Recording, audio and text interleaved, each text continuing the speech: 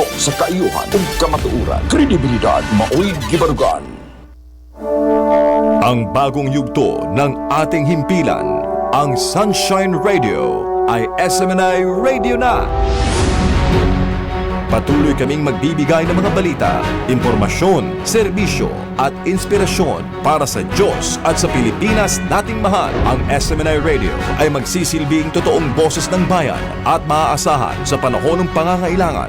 Handa ang SMNI Radio na maging kasama sa bawat yugto ng buhay ng mga Pilipino. Inyong maaasahan na patuloy na magsusulong ang SMNI Radio ng pagbabago at pag-unlad. Asahan ang mas pinaigting at mas pinagandang mga programa na ihahatid ng SMNI Radio. Hindi rin mawawala ang mga programang magbibigay inspirasyon at pananampalataya natin sa makapangyarihang Ama sa pamamagitan ng kanyang hinirang na anak, Pastor Apollo C. Quiboloy. Tuloy-tuloy sa pagkikinig at panonood dahil sa SMNI Radio, araw-araw kami magsisilbi sa inyo. Maraming salamat sa inyong patuloy na pagtitiwala.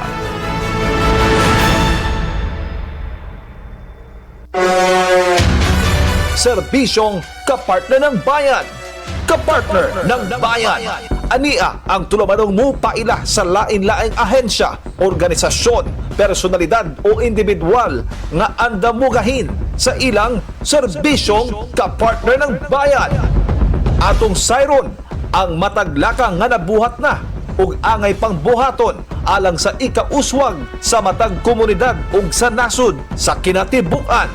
Serbisyong kapartner ng bayan. Ania na ang atong kapartner nga makauban karon.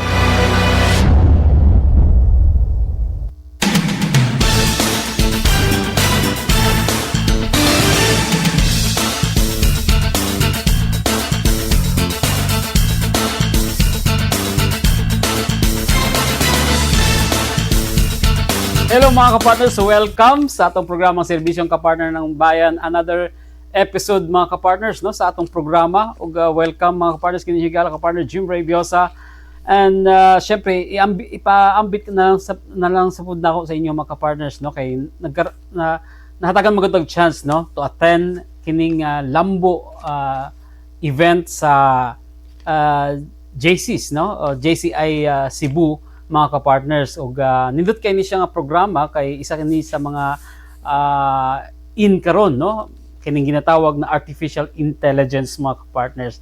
Og syempre sa atong pag-attend mga kapartners no, daghan kay mga gipahigayon nga mga talks no, og syempre involved pod ang mga academy mga kapartners. Daghay eskwelahan nga ning Salmot no, sa ilahang programa. Og syempre dili sad nato kawangon no nga i-share sa inyo mga kapartners at ng mga tigpaminawan, labi na sa mga tech savvy, kani mga mahilig sa artificial intelligence, mahilig sa computer, mahilig sa new technology, no, innovation mga kapartners. Nandun kayo ni siya, no. Actually, isa po ni sa mga direction po no sa ato ang academy karon, and of course ang atong gobyerno, ang DICT na incorporate gud ang artificial intelligence.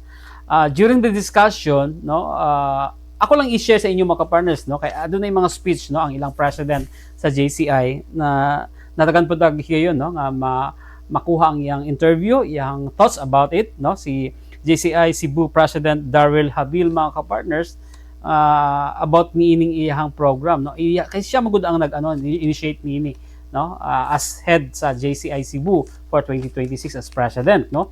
And tagan pud natog higayon no si Dr. Christopher Monterola mga kapartners no, ang Vice Chair in Data Science, og napud siya karon sa Asian Institute of Management no, nga ning share pod mahitagod niining artificial intelligence mga kapartners no. Ug unsay ginabuhat karon sa ato ang sa industry no, sa sector sa digital mga kapartners no, technology. Broad kay ni siya no, daghan kay mga parts nga dapat natong hibalan, pero kung siyempre na magunoy sa tao pod, kung hilig jud ka ani, you can easily absorb no or adapt kining artificial intelligence, new technology no. In fact, isa sa mga gisgutan karon no sa business pod no, Ang mga nasa business karon, aside sa mga national mga dinagkong na po nga kumpanya, ang mga micro, small, medium enterprises na engage na po no, sa artificial intelligence. Kita, no, individually, we're using GCash, no? Kani product po ni siya sa artificial intelligence. Nagagamit tag cellphone, no? Product po ni siya sa artificial intelligence. Kinaa po ni mga ginabuhat ang artificial intelligence sa atong cellphone. Sa atong mga adlaw-adlaw nga panginabuhian, di ba? Nagagamit tag aircon, nagagamit tag mga sa kusina, di ba? AI gyapon kay kabalo ka, di ba? Nanay mga ginatawag nga voice prompt, no? Imo na lang i-command. Ang uban po din ha, no? Kita tag vacuum nga nagsige na lag hinlo. Product po na siya mga ka-partner sa bagong technology. So, di na to malikayan, no? We are embracing every day of our lives kining bagong technology. So, ang China karon very high-tech na gyud, no? Grabe ang ilang pag-embrace, ilang research and development may tungod sa artificial intelligence, no? Makita na to sa video ang ilang robotics program, no? Grabe, mura nagtao ang ilang robot, no? Sila yung mga drones na ginagamit karon para sa ilang agriculture, no? Naga-spray na unmanned, walay tao, pero drone na ang gamit sa pag-spray sa ilahang mga plantations, no?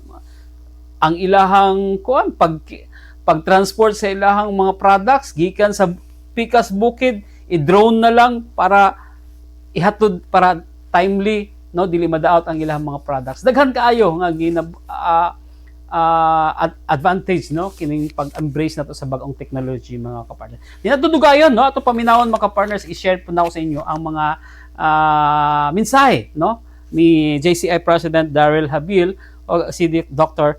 Christopher Montorola mga ka-partners may tungod kining technology nato karon mga ka-partners. Paminawon ko ang ilang mga sugyot. You guys, entrepreneurs growing in confidence, companies growing through innovation, and Cebu growing into a globally competitive AI-powered economy. A few months ago, I met Maria, a micro-entrepreneur from Cebu who sells fashion accessories online through Facebook and Instagram. Every evening, after putting her children to sleep, she would spend hours replying to customer inquiries, writing captions, editing product photos, and thinking of ways to attract more buyers. She worked tirelessly, yet her business struggled to grow. Not because she lacked the determination. If you're an entrepreneur, you are determined, right? But because she simply ran out of time. One day, another entrepreneur introduced her to ChatGPT. She began using it to write product descriptions, create engaging Facebook captions, respond politely to customer inquiries, and even plan weekly marketing campaigns. She paired it with Canva Magic Studio to instantly create professional-looking promotional materials and short videos that once took her hours to make. What used to consume 4 or 5 hours of her late evening now took less than 1. Amazing AI. Within a few months, she wasn't just reaching more customers, she was spending more evenings with her children and husband. She had more confidence in growing her business. She stopped merely surviving and started building. You see, artificial intelligence didn't replace Maria, it multiplied her potential. It didn't replace her creativity, it amplified it. It didn't take away her livelihood. It gave her back her most valuable resource, which is time. And I believe there are thousands of Marias across Cebu and the Philippines waiting for that same opportunity.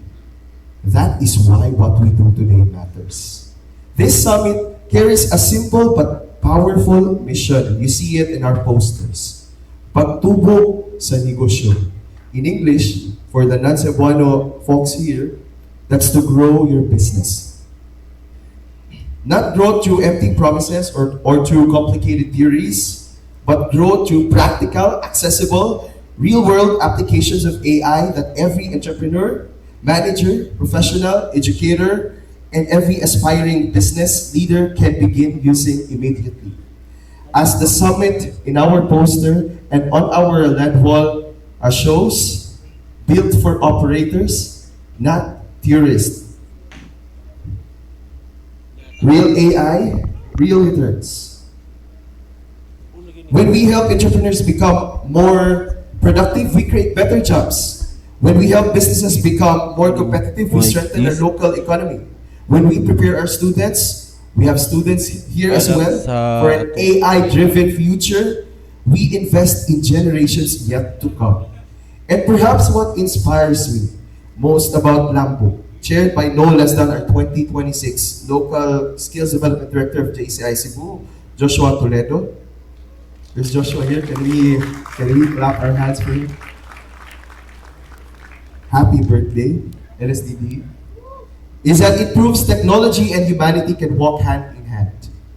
To our delegates, thank you for choosing to be pioneers. History rarely announces itself while it is being written. Years from now, when people speak about how Cebu embraced AI, I hope they will remember that it began in rooms like this, with people like you.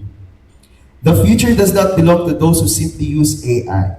The future belongs to leaders who can use AI to create more opportunities, more inclusive prosperity, and more human-centered businesses. As JCI members, that is exactly the kind of future we are committed to building for 78 years and counting.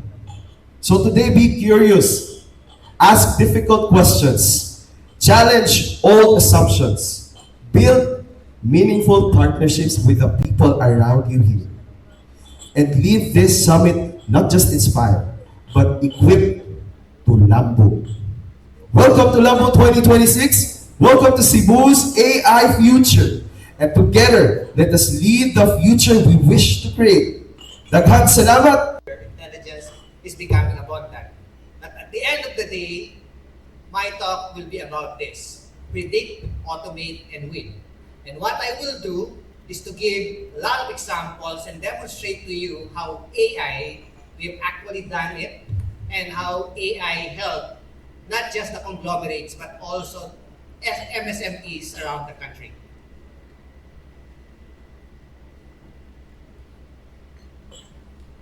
Every business problem, at least at this point in time, is only one of the two things. The first one is prediction, and the second one is automation. Okay? Prediction will entail understanding what will be the demand next month. How many machines will fail next week? But why is AI more important at this point in time? Is because previous math, previous statistics is designed not to predict the outliers. But for example, if you want to determine the demand next month, the more important thing is to forecast if there will be an exceeding number of customers or if there will be no customers at all. Because if there is an exceeding number of customers, you want to augment your workforce. If there is none, you want to do some intervention so that there will be more. Unfortunately, in statistics, we refer to those as outliers. And traditional mathematics, traditional statistics, traditional forecasting method assume that outliers do not exist. But AI do not make that assumption. It was built to make prediction. And that is what I will be demonstrating in actual examples today. Customer churn probability, long default risk, or even something that is as complex as predicting the water level of a dam. One of the examples that I will be showing later is how we actually help Manila Water to forecast the water level in Angat Dam that serves 90+% of customers in Metro Manila.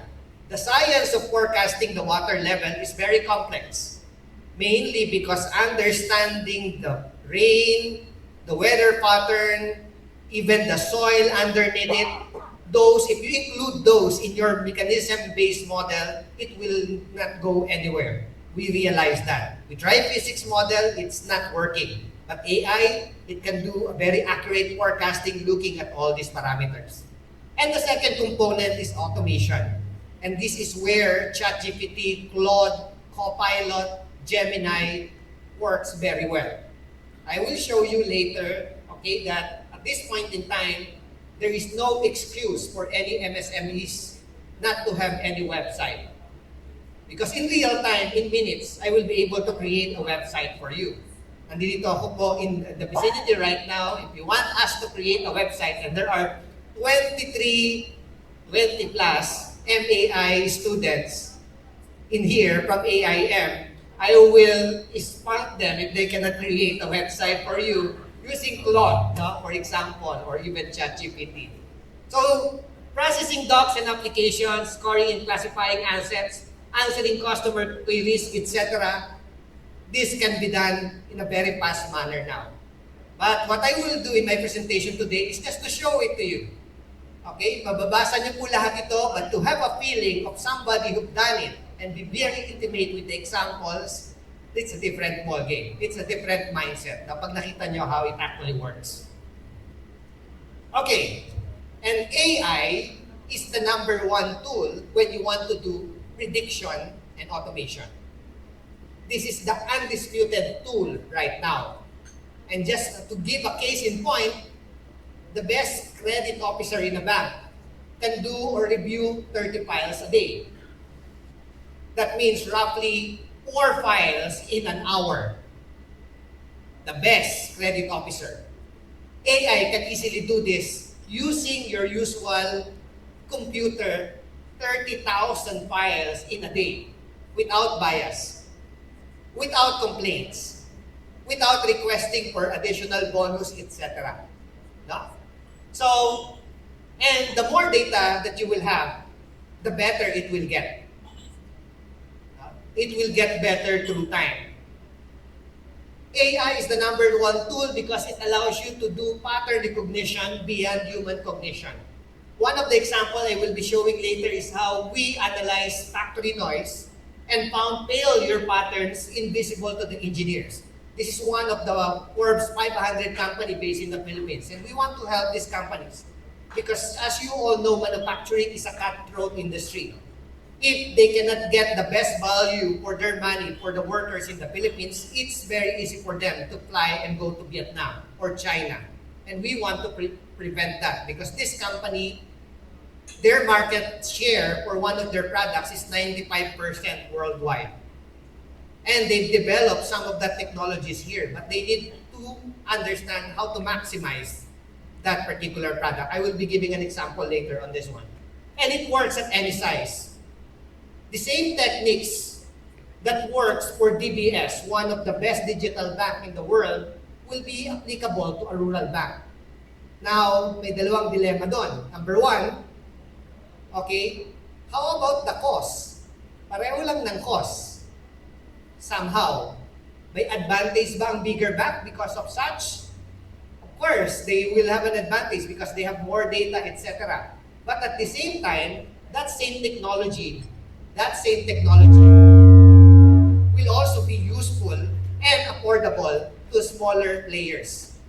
So may ganung level ng equality na ng playing field. And I will be discussing some of these examples later. Now, if you are still asking this question, will AI replace human in the workforce? And some are trying to say that it will only replace humans who's not using AI. Let me mention this bad news. That is not true. AI can actually replace lots of jobs. And we've been saying this since 2-3 years ago.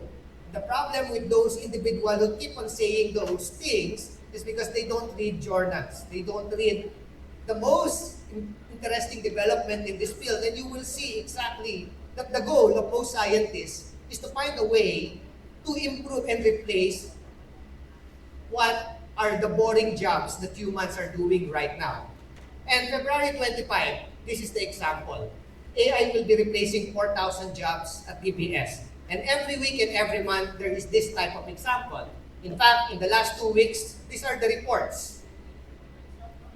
Oracle workforce shrinks by about 21,000 employees. This is a June 23, 2026 articles. Shopee cuts workforce by 8% because of AI. And China are deploying what they refer to as quiet layoffs. In China, you can only remove 10% of your employee at any point in time. And they realized that when Citibank looks at the data, most conglomerates are actually maximizing this threshold. That they are estimating about 70 million layoffs in the next 2 years because of AI. That's a bad news. It seems like a bad news. But what I will be telling you is that from 2023 to 2025, the net number of potential jobs that will be created, net meaning if you subtract the jobs that will be lost minus the jobs that we will be gaining because of AI, the number is 78 million. Meaning there will be more jobs that will be created because of this. But we need to change our mindset. There are jobs that AI will be able to automate. Okay? But there are jobs that will be emerging, and those are the opportunities that we want to understand.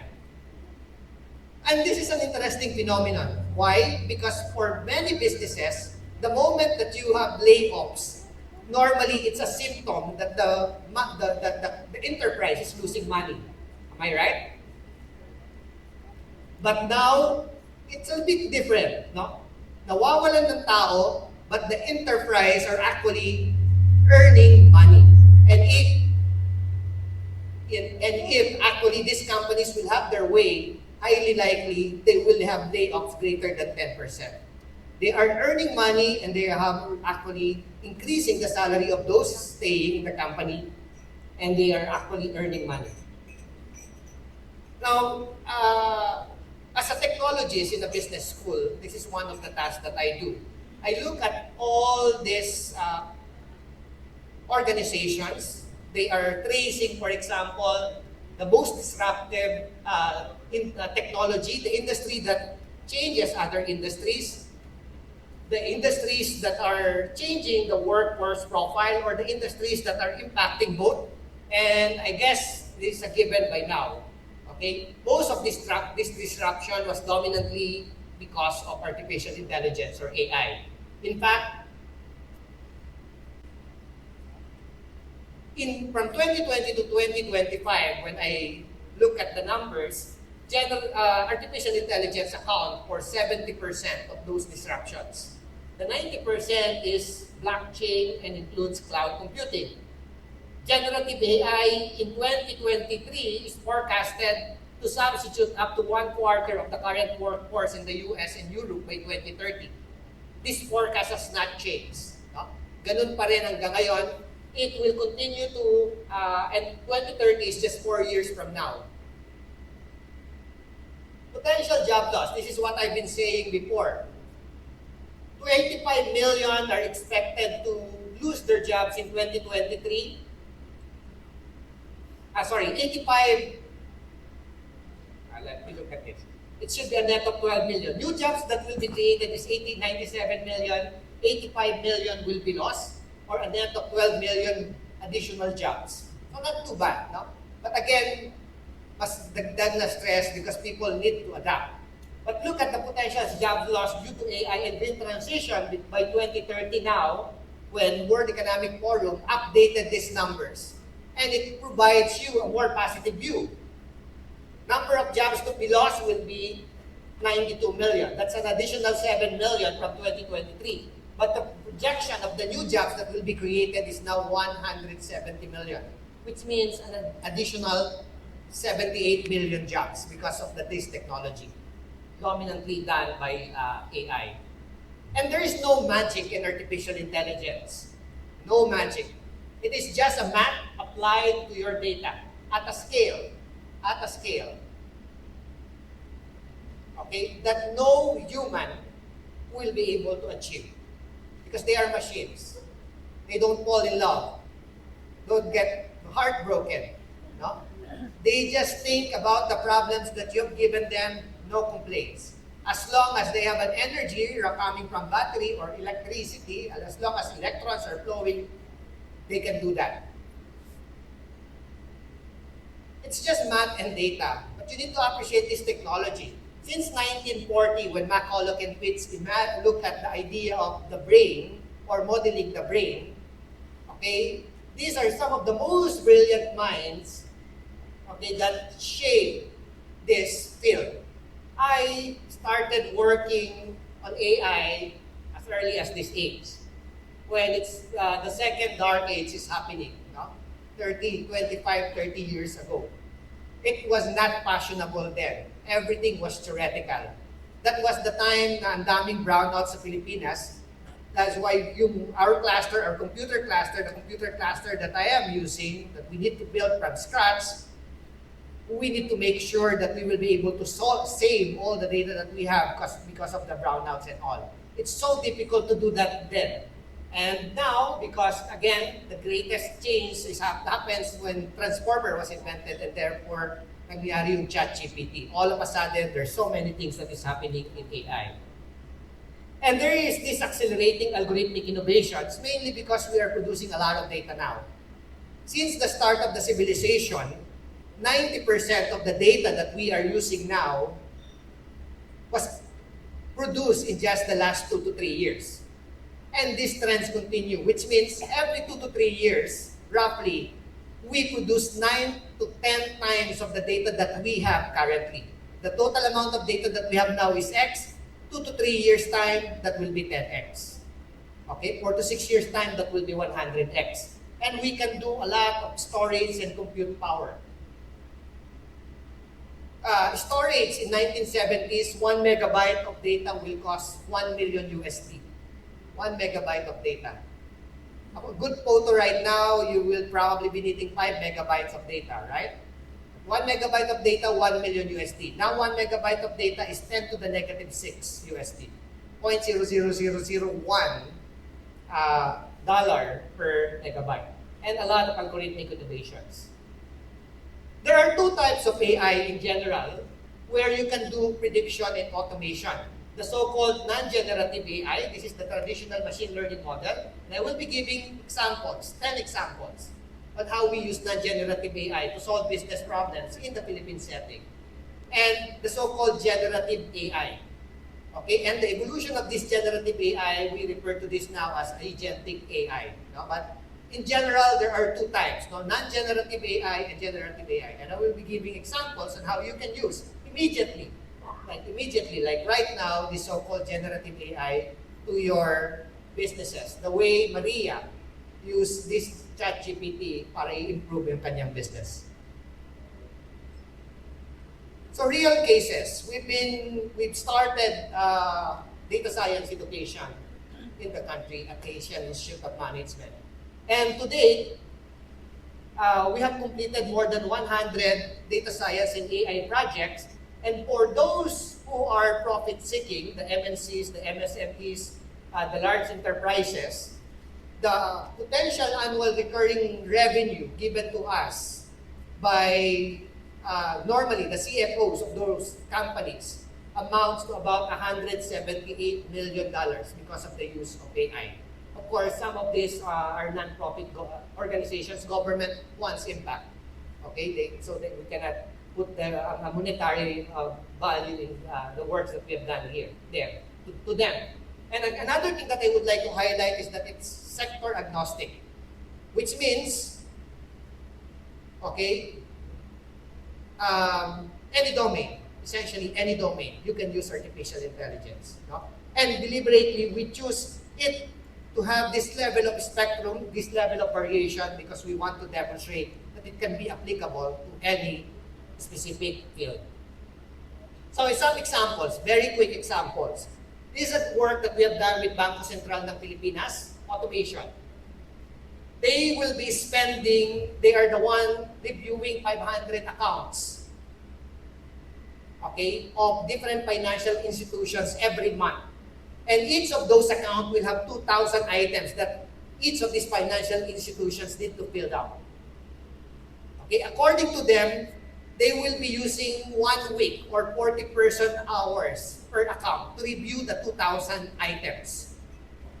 If you multiply 40 with 500 accounts, it means they will be spending 20,000 person hours per month looking at those accounts. With AI and a combination of data science methodology, we were able to reduce the 20,000 person hours per month into 11 minutes. 11 minutes. Okay, that's a 99+% reduction in terms of man hours. Okay, and AI can do that. And these are someone who is unbiased with companies. No? So you know that all companies are being plugged in the same manner. Here is another example of automation. This is a work that was done with LBC. According to them, at least from the data that they have, they are inconsistent address formats for about 1.5 million parcels per month. It is a Filipino thing. No? You will say, dalhin mo na lang sa tapat ng church, katabi ng pulang, and they don't know how do you define those addresses. But AI will be able, with a combination of AI, large language model standardization, and some level of human validation, they were able to optimally look at these addresses, improve these addresses, tag it in the right location, and according to LBC's CTO and CIO, it will save them conservatively 7.9 million savings. The system developed, we actually use it to create AI-assisted tagging of government projects and NUP allocation, no? Even. Another case. This is done with Unistar. It grants loans for motorcycles. Unistar. And the question that they asked us is, can we automate the assessment of repossessed motorcycles? And the answer is yes. All you need to do is take a photo of a motorcycle, top, left, right, front, and then record by 5 to 10 seconds the engine, and I can give you an assessment of what will be the price of this motorcycle. Okay, and you can compare that with that of the field agent that is doing such. Okay, 100%.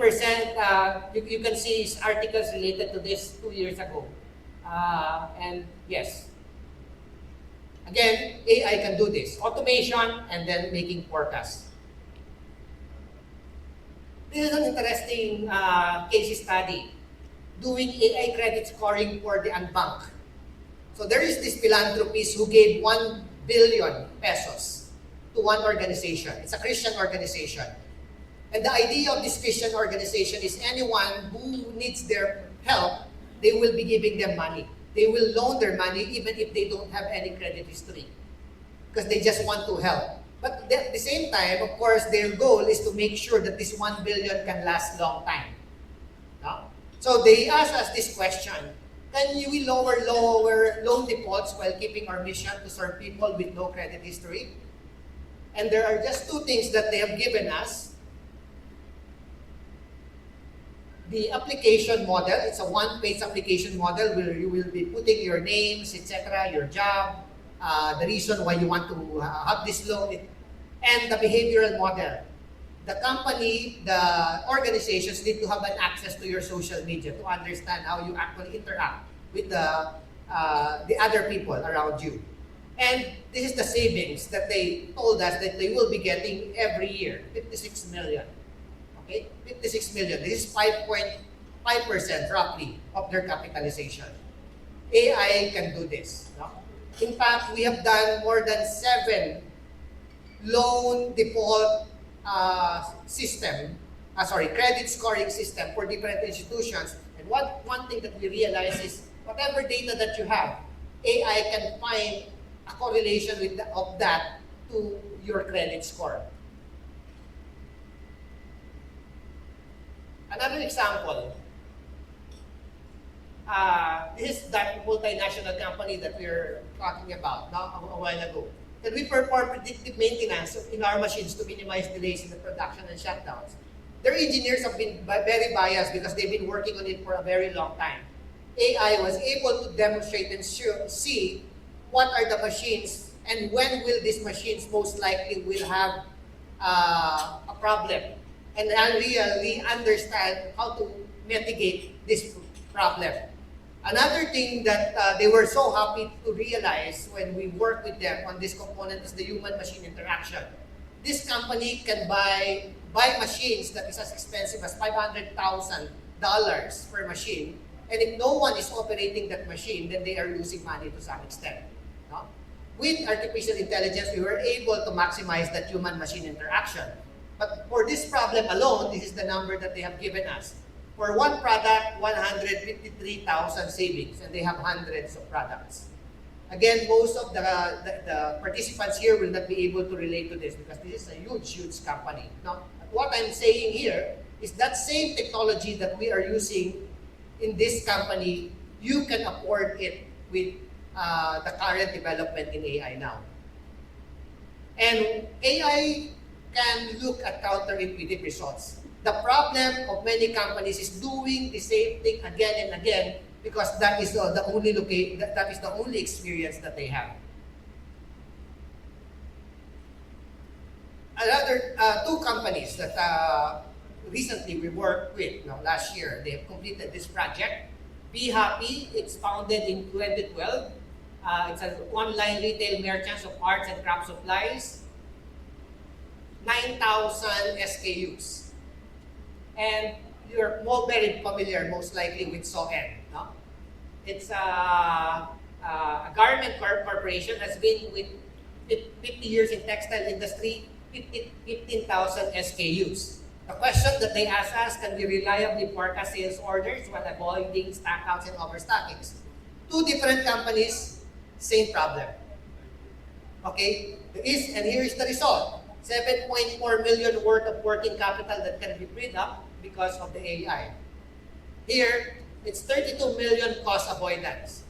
Okay, and they have a different ideas on how to measure what they will be saving.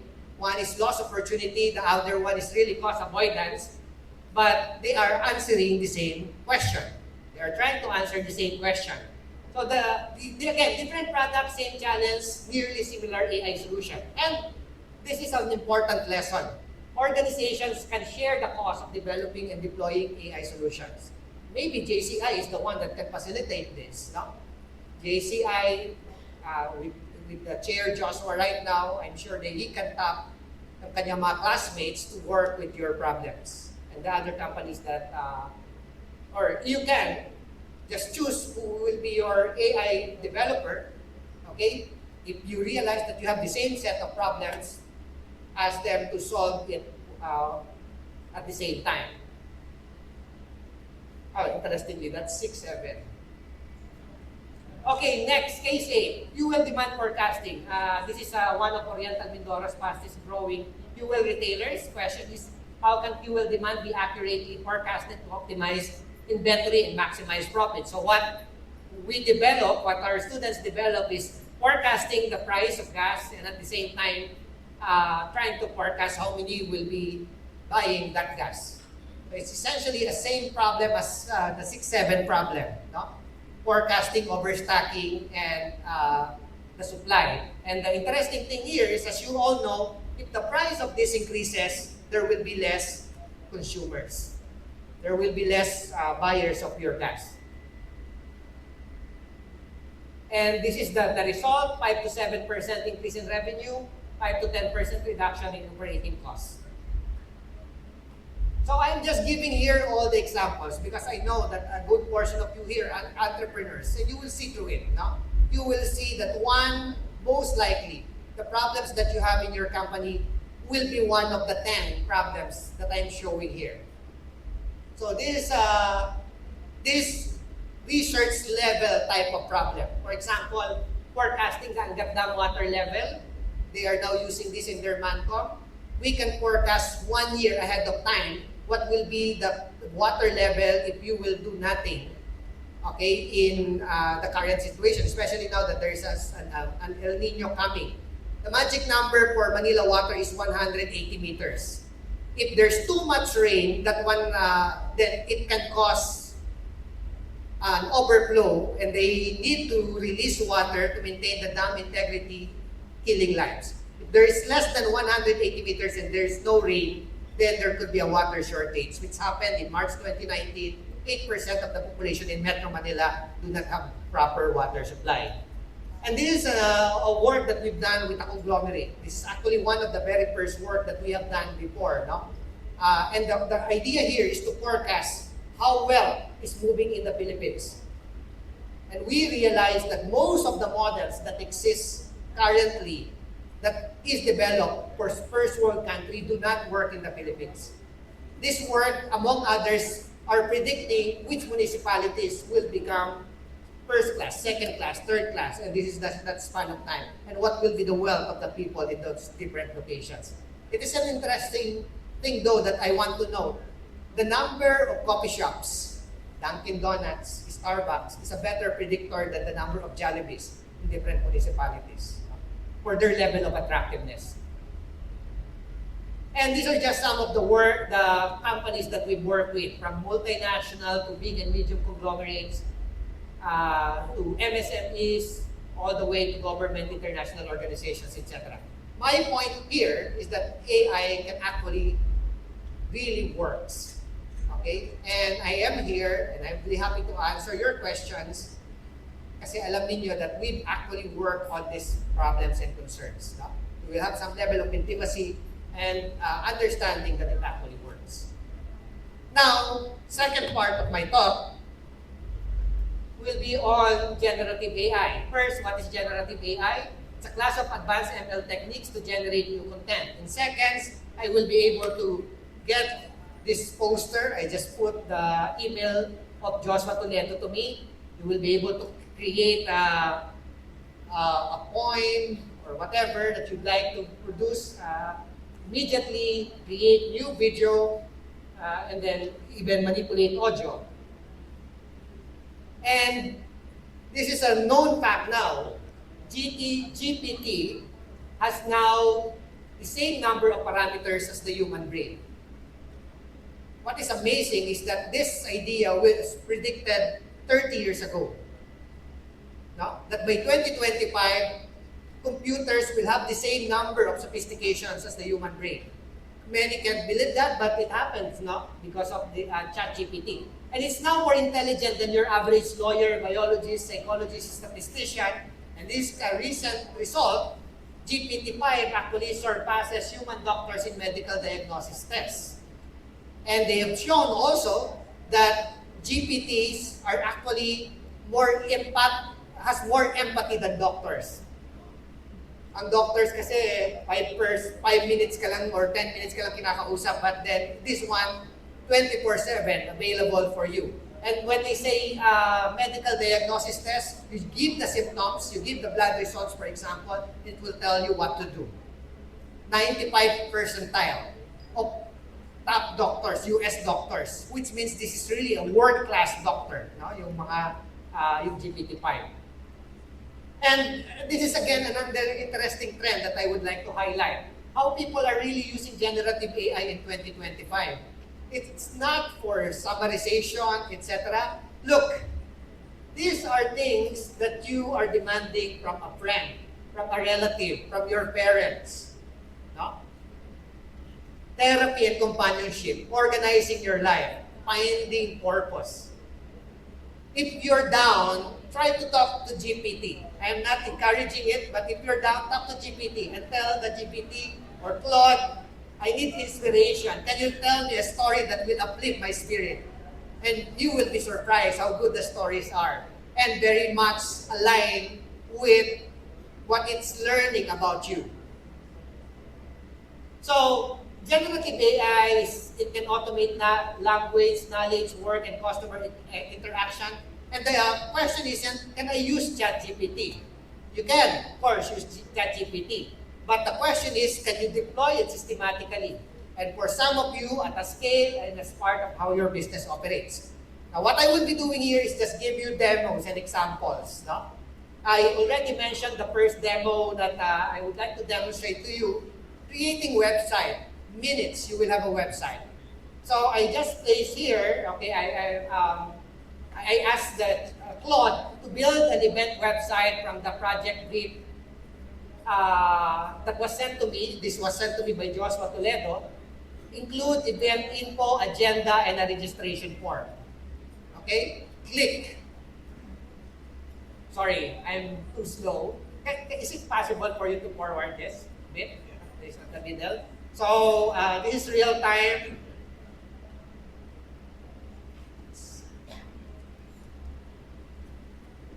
Can you go back?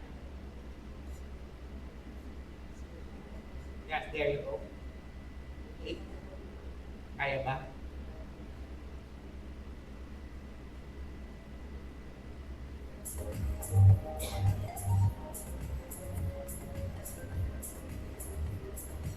Okay, maybe now back again. If this is not that, can you go back? Okay, you just have to trust me na lang siguro, no? Can you go? That's a real-time 3-minute video. It's okay. Let's just go back to that presentation.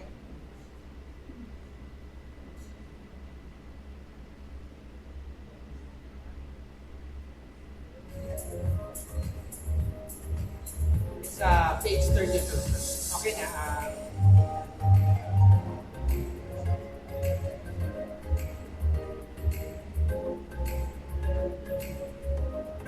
Go to page 33.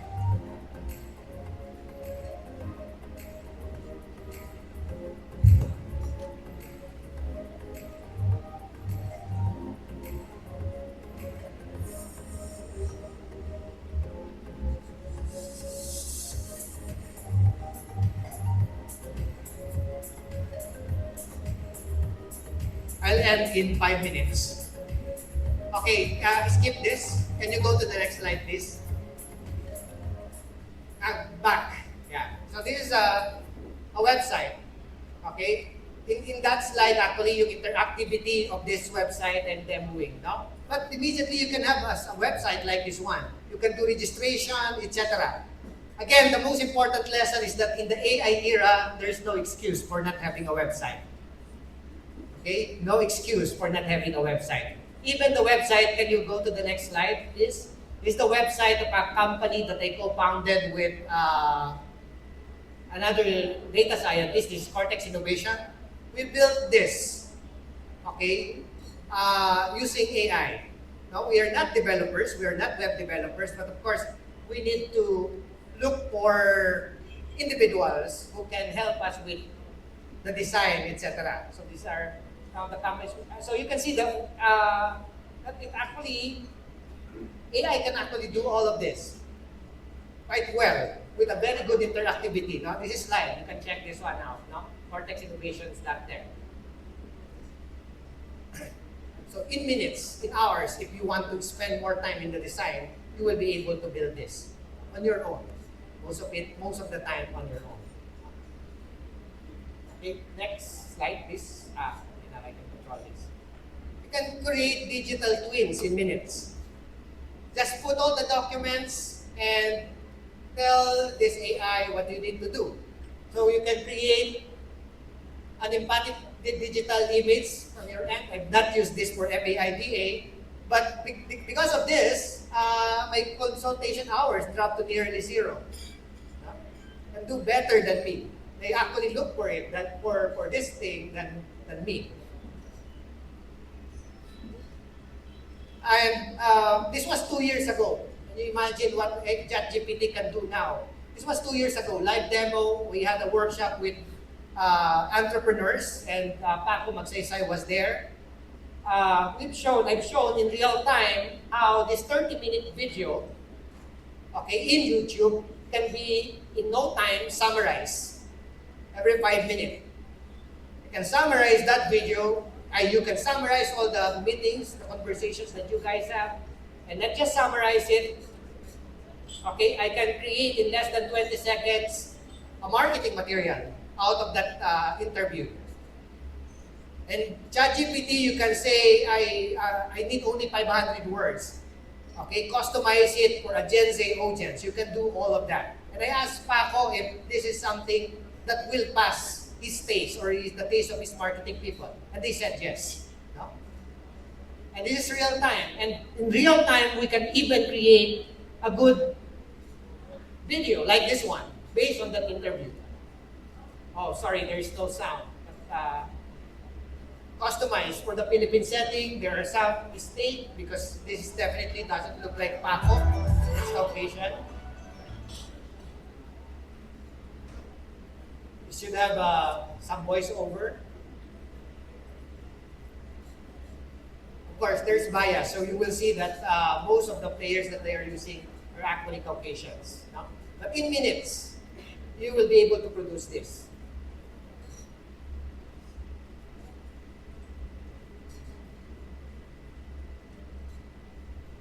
Okay, if you recall the BSP case, 20,000 person hours to 11 minutes. The document reading layer is where Gen AI compounds that further. Because of AI, a 200-page contract, okay, all the red flags in that contract, all the potential disagreements, all the unusual clauses, you will be able to flag that. No? And again, you don't need someone to help you create this system. This is already available if you use Claude, GPT, Gemini, even Copilot. Pag nag-download kayo nun, pwede nyo nang gamitin ito. Of course, you want to have a lawyer, but they just spend 20 minutes instead of 3 hours working on that because there should be an accountability eventually. HR and people ops, you can drop immediately job descriptions, screen resumes against criteria, answer employee policy questions 24/7 without a help desk. This one sometimes requires a scale and someone who can actually help you deploy that, an internal chatbot who can deploy that. Finance and reporting, okay, especially for compliance. You can draft board presentations, summarize regulatory changes immediately for your team. And sales and biz development, no? Request for proposals, you can immediately scan it, first proposal in minutes, etc. Most of this, okay, you don't need to hire another group of an individual. Kailangan nyo lang mag-subscribe. And what is the subscription fee of Claude and GPT? For 1 year, $200. 1 month, $20 to $22. If you want to be safe, and according to them, they will not be using your data if you use this, use the enterprise version, which just adds $2 to $3 per month. And AI augmented customer automation, no? Not necessarily replacement, but leveraging on it. This is the data, especially for those who would like to get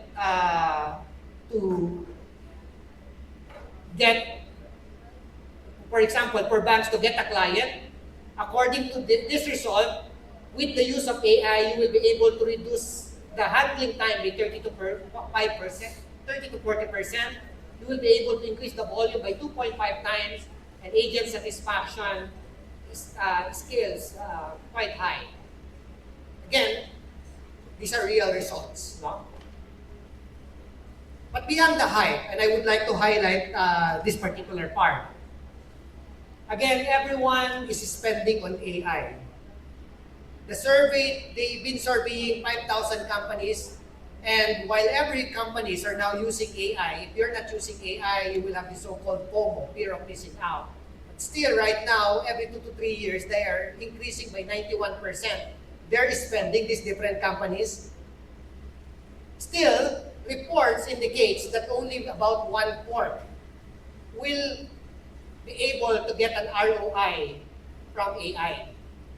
Boston Consulting Group reported last year that 26% of companies are the only one who develop beyond the proof of prototyping, proof of concept solutions.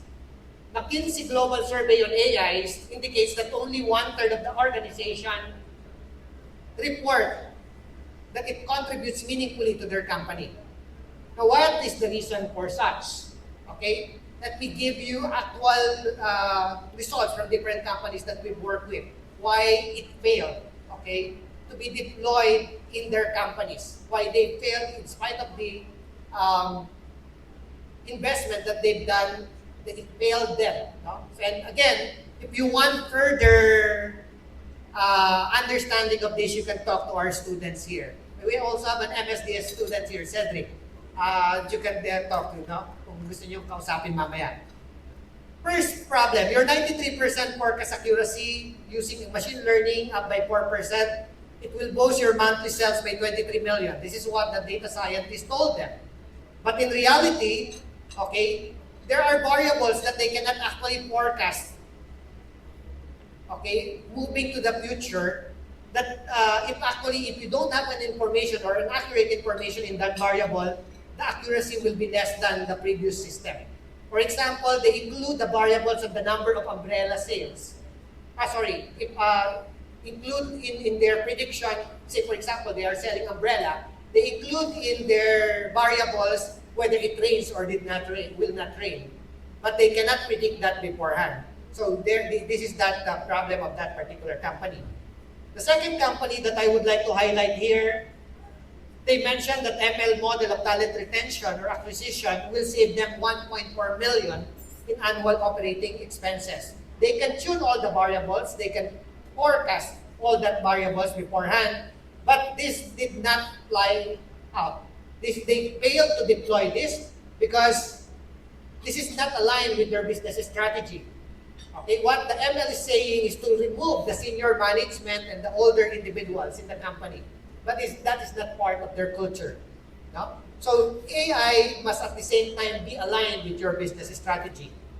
Their failed course, failed ML model, they're saying they will be able to capture 5% of a top market, adding 80 million in revenue.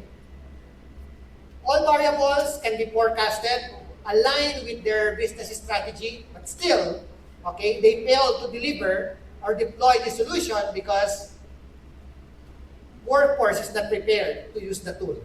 Too sophisticated for the workers that they've hired. Okay? Again, these are real examples. We changed a bit the numbers, but these are real examples from the companies that we've worked previously.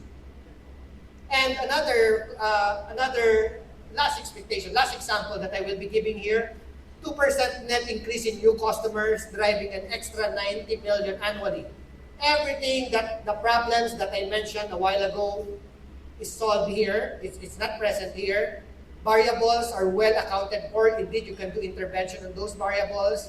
Align with the mission and vision, and workforce ready to use that tool. But still, it fails. Why do you think that is the case? Okay? Because for this company, there is an insufficient budget for cloud infrastructure and scaling. And if you look at the ROI that you will be getting with that tool, it's not sufficient to cover the infrastructure concern. Okay? So some examples, and this is mainly the reason for the problems with deploying AI. And from our experience, these are the gaps. No? Understanding, especially this should be a top-down thing.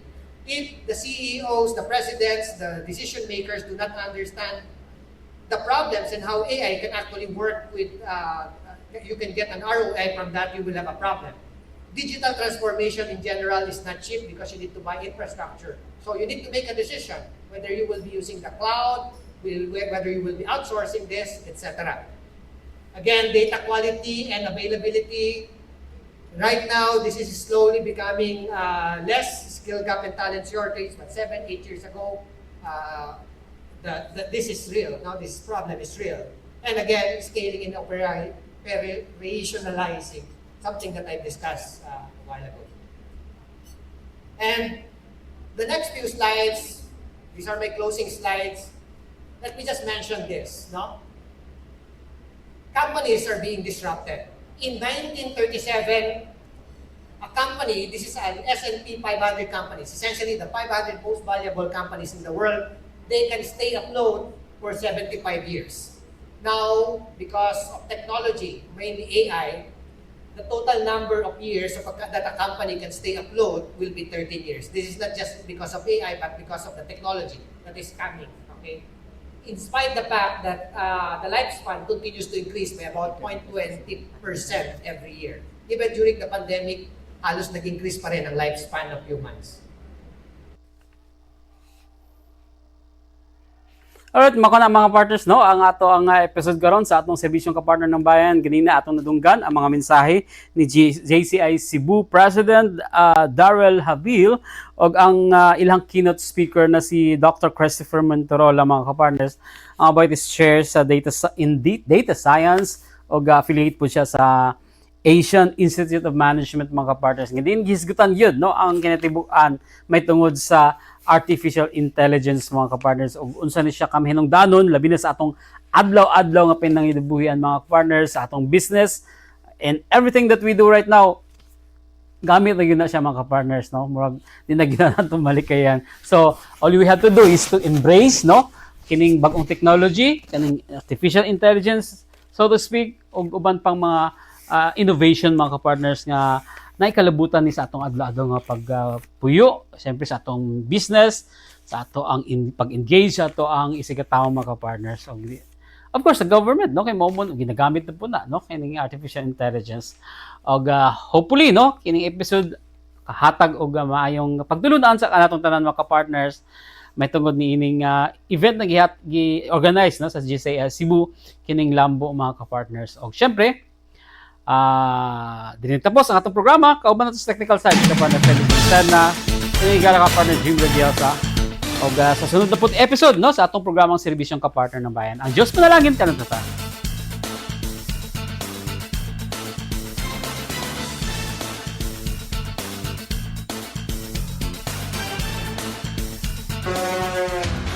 Maukadto ang tulumanong serbisyong kapartner ng bayan.